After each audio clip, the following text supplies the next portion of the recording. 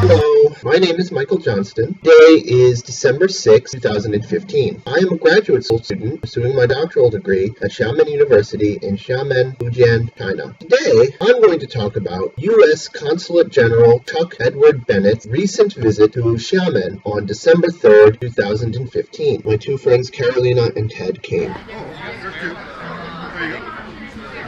Thanks, sir. Thank you very much.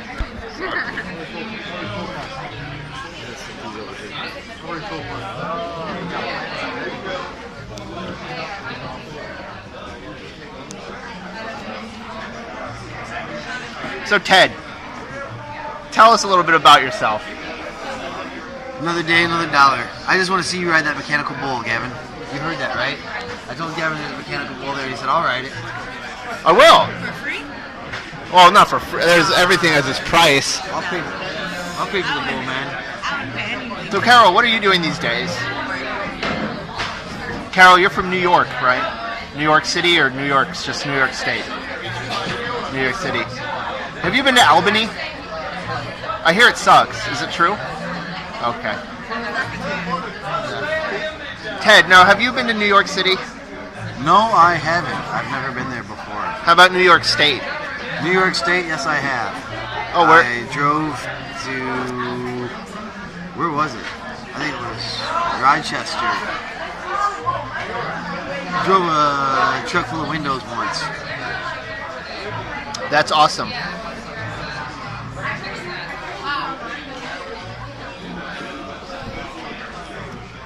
Chuck Bennett is the Consulate General in Guangzhou City in the People's Republic of China. The United States has 6 diplomatic missions to the People's Republic of China. That includes our embassy in Beijing and 5 Consulate Generals, Consulate General in Chengdu, the Consulate General in Guangzhou, the Consulate General in Shanghai, the Consulate General in Shenyang, and the Consulate General in Wuhan. The embassy and the 5 attendant Consul Generals each administer services to what they call consular districts of China, there being 6 of them, one for each mission.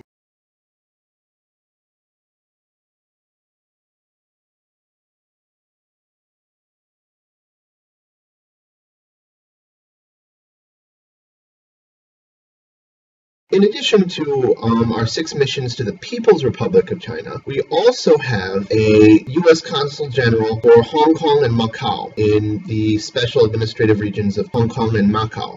We only have 1 Consul General that administers both of those regions, by the way, being part of the People's Republic of China. But they function autonomously and they have their own foreign service and currency. And so we have a separate Consul General that administers to both of them. In addition to this, we also have the American Institute in Taiwan, which is, for all intents and purposes, America's diplomatic mission to Taiwan, the Republic of China. We have 1 American Institute of Taiwan inside of Taipei City. We also have 1 in the Taiwanese city of Kaohsiung, and we also have the American Institute of Taiwan in Washington, D.C., which I guess is kind of like the headquarters / Taiwanese embassy in America. Okay, it's called the American Institute, but in reality, it's the embassy, basically. So all in all, you can say that we have basically 10 diplomatic missions to China. We have 6 diplomatic missions in mainland China. We have 1 diplomatic mission for Hong Kong and Macau, and then we have 3 diplomatic missions for Taipei, Taipei, or,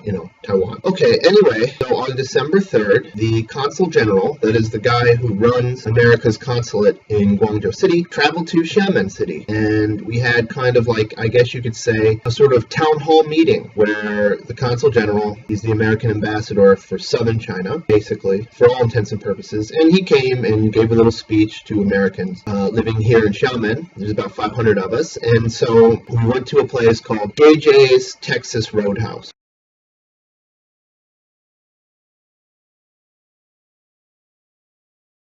Which is a restaurant, a small business owned and operated by an American national living here in Xiamen. They have steak and other food popular in Texas, barbecue, Tex-Mex food. It's extremely expensive, but we had free food.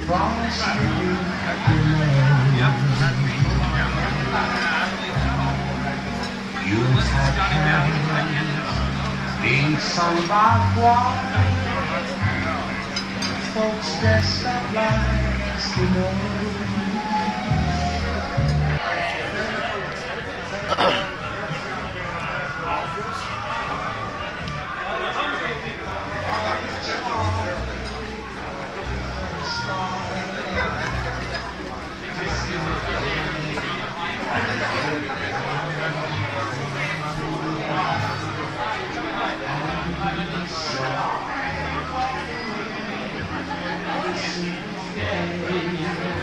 The consulate bought us all free food. When I say free food, I mean small appetizers. That's what they bought us. We didn't get a big feast. I wish we had, but we didn't. Chuck Bennett and some other officials from the consulate in Guangzhou City traveled here and asked questions, gave us some speeches, taught us about some of the services that the consulate and the other diplomatic missions in China offer and provide to Americans living in China, including absentee ballots, voting in elections, paying your taxes, this type of thing.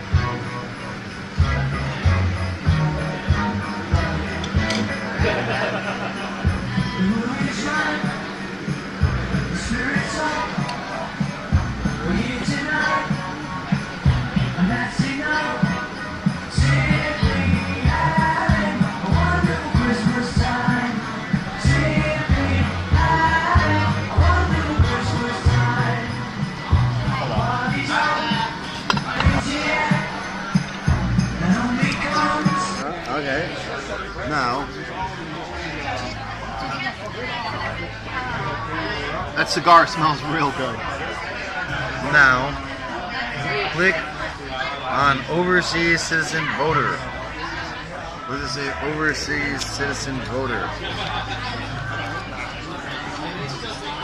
Oh yeah.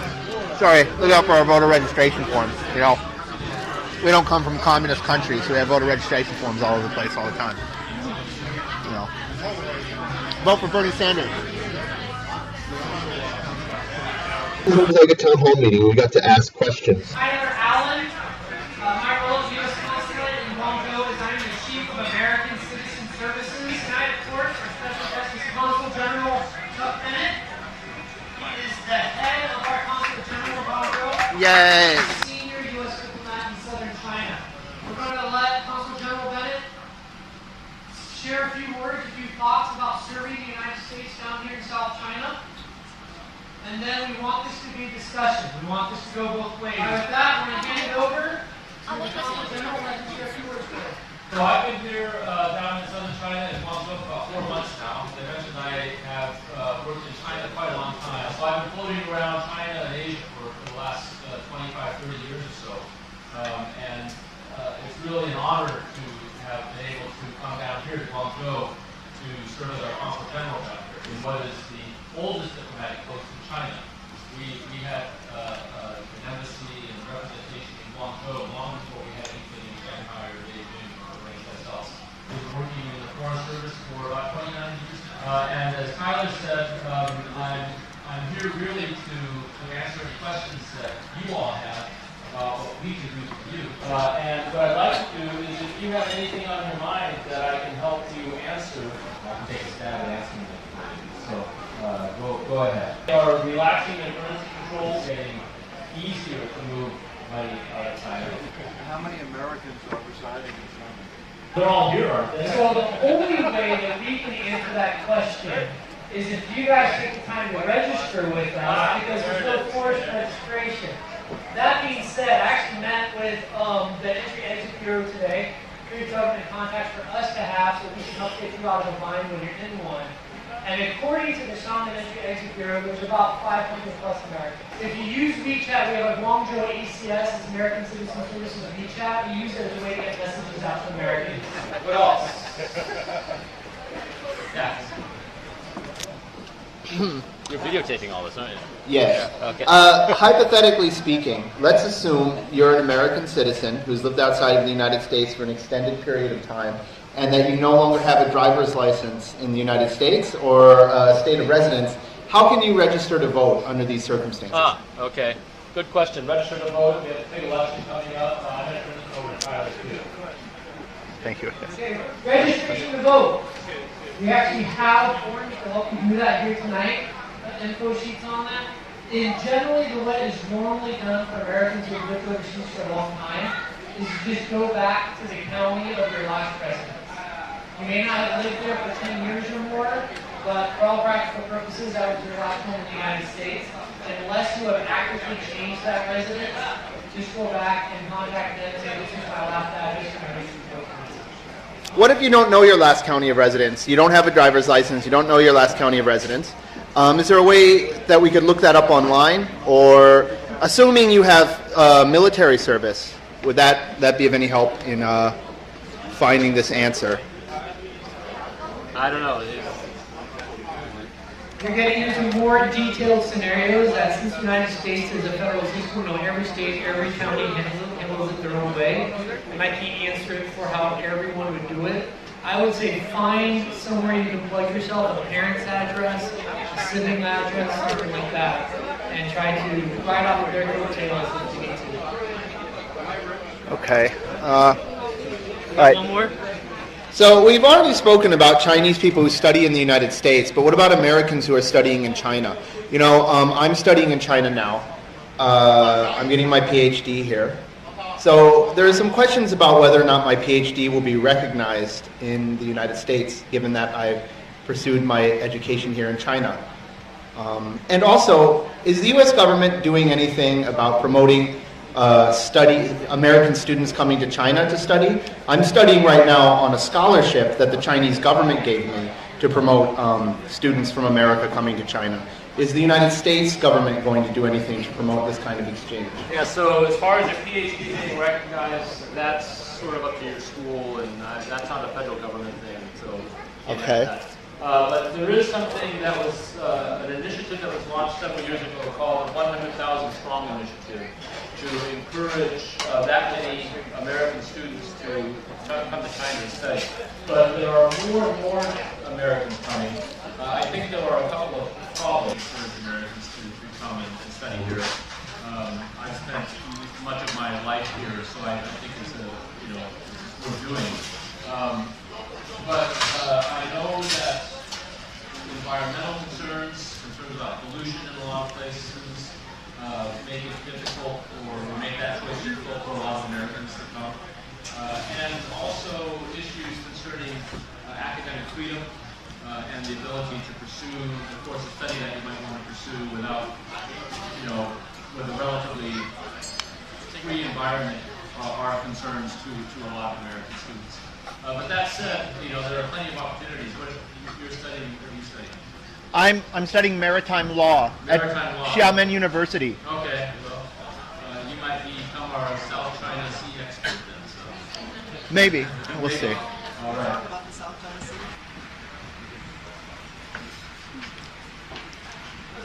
Thank you so much for coming, Mr. Bennett. It's such a pleasure you've come so far, especially to Xiamen, so it's great to have you here. My name is Laura Fitz. I've been here about 7 years. I originally came to Xiamen in 2009, and I got my master's in Chinese civil and commercial law. And since then, I've opened 2 companies, an investment company and an events company. And I have an events company. And I have high hopes to create an education fair in Xiamen next September. And I'm really wanting to invite European universities, American universities, and colleges. And I really want to make it a very high-end class event to really create cultural exchanges and education institutions and so forth. And I was wondering, does the consulate in Southern China support events like this, or discussing ways of, creating these cultural and educational ties to create better international relations? Thank you very much. And I've never been in shops.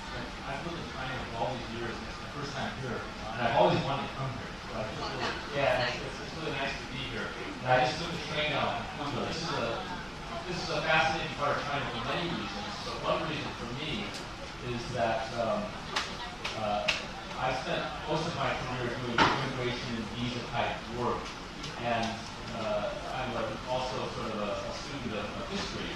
And if you look at all the Chinese who went to the U.S., to work on railroads, and then in subsequent waves of immigration, they all came from here. It's amazing. And so it's really, for me, it's pretty neat to be here. forward to going to some of the other places where there are large groups of people whose families emigrated to the United States from China. It's a fascinating story.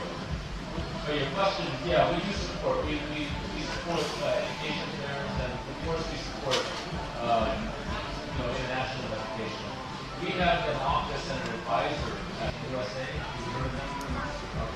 All in all, it was pretty good. It was I don't want to say fun, but it was something. We got free food, and I got to talk to the State Department people. It was interesting. Well, that's it for today. Bye.